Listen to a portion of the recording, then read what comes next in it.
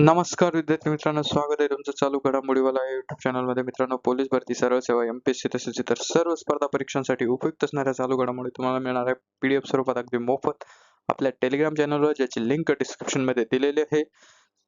मोफत पीडीएफ मिळवण्यासाठी चालू घडामोडीवाला हे टेलिग्राम चॅनल जॉईन करा आणि कमी वेळात जास्त अभ्यास करण्यासाठी चालू घडामोडीवाल्याच्या चारही प्लॅटफॉर्म युट्यूब, फेसबुक, इंस्टाग्राम आणि टेलिग्राम सोबत जोडले जा. आपण दररोज चालू घडामोडीचे व्हिडिओ घेऊन येत असतो. आज दिनांक 7 जुलै. सुरुवात करूया आजच्या व्हिडिओला.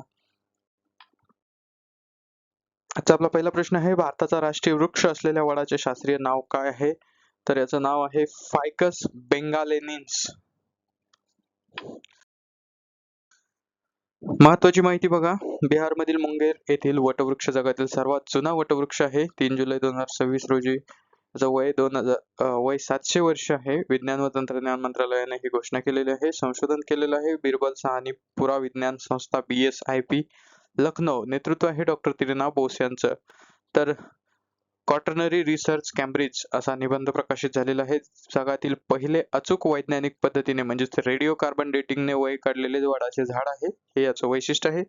तर वडाचं शास्त्रीय नाव आहे फायकस बेंगोन्सिस. भारताचा राष्ट्रीय वृक्ष आहे वड. तर रेडिओ कार्बन डेटिंग C14 पद्धत पुरातत्व आणि जीवशास्त्रात हिचा वापर होतो.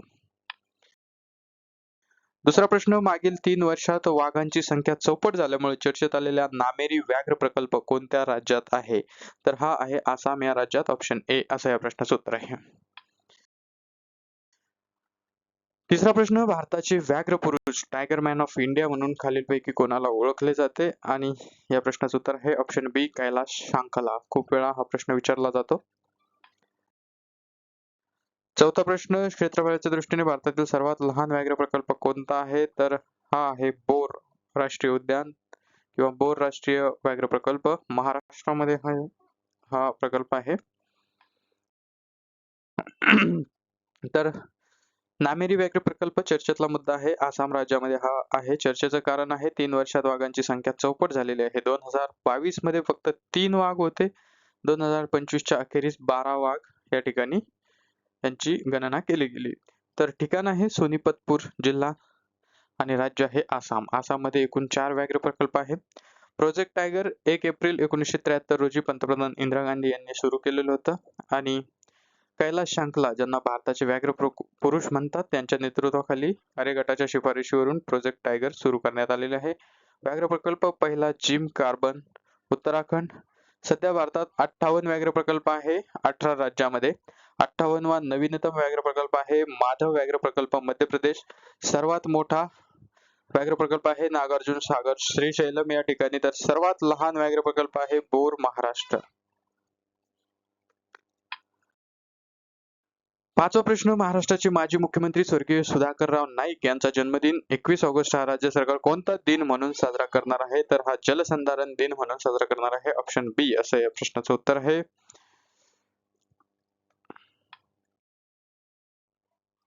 महत्वाची माहिती बघूया. 21 ऑगस्ट हा आता जलसंधारण दिन म्हणून साजरा होणार आहे. याची घोषणा महाराष्ट्राचे माजी मुख्यमंत्री स्वर्गीय सुधाकरराव नाईक यांच्या जलसंधारणातील योगदानाचा गौरव करण्यासाठी हा निर्णय घेण्यात आला आहे आणि राज्य सरकारने याची अशी घोषणा केलेली आहे. तर सुधाकरराव नाईक यांच्याबद्दल, ते महाराष्ट्राचे माजी मुख्यमंत्री होते. त्यांच्या कार्यकाळात जलसंधारण क्षेत्रात जलसंधारण जलक्रांतीचे मोठे काम झाले. महत्वाचे जल दिवस याच्यावरही एक नजर टाकूया. जागतिक जल दिन वर्ल्ड वॉटर डे असतो 22 मार्चला. महाराष्ट्राचा कृषी दिन, जो माजी मुख्यमंत्री वसंतराव नाईक यांचा जन्मदिन असतो, जो 1 जुलैचा आहे. आणि आणखी एक सुधारित माहिती जर सांगायची झाली तर वसंतराव नाईक यांचे पुतणे होते सुधाकरराव नाईक. महाराष्ट्राचा जलसंधारण दिन सुधाकरराव नाईक यांचा जन्मदिन आहे. तर त्यांचे चुलते महाराष्ट्राचे सर्वाधिक काळ मुख्यमंत्री राहिलेले वसंतराव नाईक यांचा जन्मदिन जो नुकताच पार पडला 1 जुलै, तो महाराष्ट्राचा कृषी दिन, महाराष्ट्राच्या हरित क्रांतीचे प्रणेते त्यांना म्हणतात. 6वा प्रश्न, 21 ऑगस्ट हा जलसंधारण दिन म्हणून साजरा केला जाणार आहे. हा दिवस महाराष्ट्राच्या कोणत्या माजी मुख्यमंत्र्याचा जन्मदिवस आहे? असाही प्रश्न विचारला जाऊ शकतो. तर या प्रश्नाचं उत्तर आहे ऑप्शन बी सुधाकरराव नाईक. तर चर्चेतला मुद्दा आहे माजी मुख्यमंत्री सुधाकरराव नाईक आणि जलक्रांती. सुधाकरराव नाईक हे 1991 ते 1993 या काळात महाराष्ट्राचे मुख्यमंत्री होते. यांचं विशेष योगदान, त्यांनी महाराष्ट्रात स्वतंत्र जलसंधारण विभागाची स्थापना केली होती. जलसंधारणाच्या कामाला लोक चळवळीचे स्वरूप देण्याचे श्रेय त्यांना जाते. त्यांनी हिमाचल प्रदेशचे राज्यपाल म्हणूनही कार्यभार सांभाळला होता. 7वा प्रश्न, दरवर्षी 6 जुलै रोजी साजरा केला जाणारा जागतिक झुनोसिस दिन, वर्ल्ड झुनोसिस डे, खालीलपैकी कोणत्या शास्त्रज्ञाने केलेल्या लस संशोधनाशी संबंधित आहे? तर हा आहे लुई पाश्चर यांच्याशी संबंधित, जो की कालच पार पडला. 8वा प्रश्न, रेबीज, बर्ड फ्लू आणि इबोला यासारखे आजार जे प्राण्यांमधून थेट किंवा अप्रत्यक्षपणे मानवात पसरतात त्यांना वैज्ञानिक भाषेत काय म्हणतात? तर यांना झुनेटिक आजार असं म्हणतात. झुनेटिक डिसीज असं या आजारांना म्हणतात. तर बघा, जागतिक झुनोसिस दिन काल झालेला आहे 6 जुलैला. प्राण्यांपासून मानवामध्ये पसरणाऱ्या आजारांविषयी जसे की रेबीज, ब्लड फ्लू लोकांमध्ये जागरूकता निर्माण करणे हा याचा उद्देश आहे. याला ऐतिहासिक संदर्भ आहे. 6 जुलै 1885 रोजी महान शास्त्रज्ञ लुई पाश्चर यांनी रेबीज आजारावरील लसीची पहिली यशस्वी मानवी चाचणी केली होती. या ऐतिहासिक घटनेची आठवण म्हणून हा दिवस साजरा केला जातो. तर झुनेटिक आजार म्हणजे काय? जे संसर्गजन्य आजार प्राण्यांकडून थेट संपर्कातून, दूषित अन्नातून किंवा डास कीटकांद्वारे माणसांमध्ये पसरतात त्यांना झुनेटिक आजार म्हणतात. 9वा प्रश्न, आंतरराष्ट्रीय स्तरावर चॉकलेटचे मानवी आरोग्याला होणारे फायदे आणि त्याचे विविध प्रकार साजरे करण्यासाठी दरवर्षी जागतिक चॉकलेट दिन, वर्ल्ड चॉकलेट डे कधी साजरा केला जातो? तर हा साजरा केला जातो 7 जुलै रोजी, म्हणजे आज वर्ल्ड चॉकलेट डे आहे. चॉकलेट डेच्या सर्वांना खूप खूप शुभेच्छा.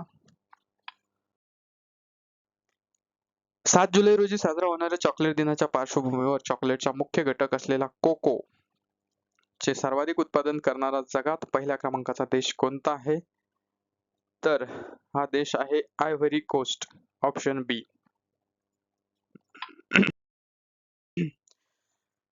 जागतिक चॉकलेट दिन 7 जुलै. तर युरोपमध्ये 1550 मध्येच पहिल्यांदा चॉकलेटची ओळख झाली. त्याची आठवण म्हणून 7 जुलै हा दिवस निवडण्यात आला. कोको उत्पादन, कोको प्रोडक्शन मध्ये चॉकलेटमध्ये मुख्यत्वे कोको या वनस्पतींच्या बियांच्या पावडरपासून ते चॉकलेट बनवले जाते. पश्चिम आफ्रिकेतील आयव्हरी कोस्ट हा देश जगात सर्वाधिक कोको उत्पादन करतो, सुमारे 40%. दुसऱ्या क्रमांकावर घाना नावाचा देश आहे. ठीक आहे.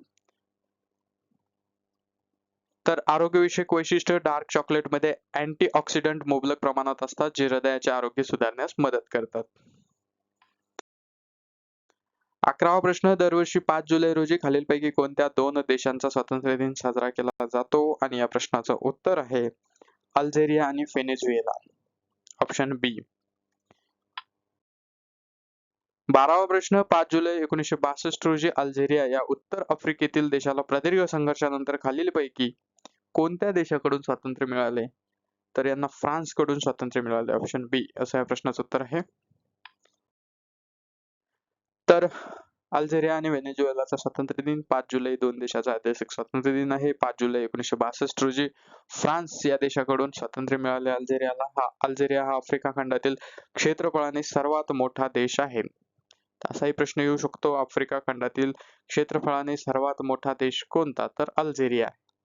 व्हेनेझुएला बद्दल बघा, दक्षिण अमेरिकेतील व्हेनेझुएला या देशाने 5 जुलै 1811 रोजी स्पेनकडून आपल्या स्वातंत्र्याची घोषणा केली होती.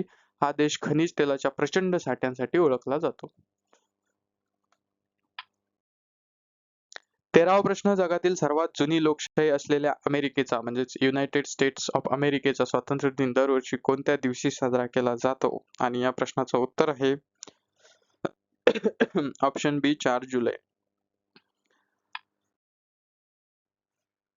14वा प्रश्न, 4 जुलै 1776 रोजी ब्रिटन पासून स्वतंत्र झालेल्या अमेरिकेच्या ऐतिहासिक स्वातंत्र्याचा जाहीरनामा म्हणजेच डिक्लेरेशन ऑफ इंडिपेंडन्स USA मुख्यत्वे कोणी मसुदाबद्ध केला होता? तर हा मसुदाबद्ध केला होता थॉमस जेफरसन, ऑप्शन बी असं या प्रश्नाचं उत्तर आहे. 15वा प्रश्न, अमेरिकेला स्वातंत्र्य मिळवून देण्यात महत्त्वपूर्ण भूमिका बजावणाऱ्या आणि अमेरिकेचे पहिले राष्ट्राध्यक्ष बनलेले व्यक्तिमत्व कोण होते? आणि अर्थातच जॉर्ज वॉशिंग्टन असं या प्रश्नाचं उत्तर आहे, ऑप्शन सी. तर चर्चेतला मुद्दा, अमेरिकेचा स्वातंत्र्य दिन 4 जुलै रोजी 4th ऑफ जुलै अमेरिकेचा स्वातंत्र्य दिन. 1976 रोजी अमेरिकेतल्या 13 वसाहतींच्या प्रतिनिधींनी एकत्र येऊन ग्रेट ब्रिटन पासून स्वतंत्र झाल्याची अधिकृत घोषणा केली. मसुदा आणि नेतृत्व स्वातंत्र्याचा जाहीरनामा थॉमस जेफरसन पुढील काळातील तिसरे राष्ट्राध्यक्ष यांनी लिहिला होता. तर स्वातंत्र्य युद्धाचे नेतृत्व करणारे जॉर्ज वॉशिंग्टन हे अमेरिकेचे पहिले राष्ट्राध्यक्ष बनले. हा दिवस अमेरिकेत प्रचंड उत्साहात राष्ट्रीय सण म्हणून साजरा केला जातो. तर मित्रांनो, हे होते 7 जुलै संदर्भातले महत्त्वाचे चालू घडामोडीचे प्रश्न. आजचा व्हिडिओ तुम्हाला कसा वाटला ते कमेंटमध्ये नक्की कळवा. व्हिडिओला जास्तीत जास्त लाईक करा, शेअर करा, सबस्क्राईब करा आणि कमी वेळात जास्त अभ्यास करण्यासाठी आणि मोफत PDF मिळवण्यासाठी चालू घडामोडीवाल्याच्या 4ही प्लॅटफॉर्म सोबत Instagram, Facebook, Telegram आणि YouTube सोबत जोडले जा. तुम्हाला जागतिक चॉकलेट दिनाच्या पुन्हा एकदा शुभेच्छा. व्हिडिओ शेवटपर्यंत बघितल्याबद्दल मनःपूर्वक धन्यवाद. भेटूया उद्याच्या व्हिडिओत. Thank you so much.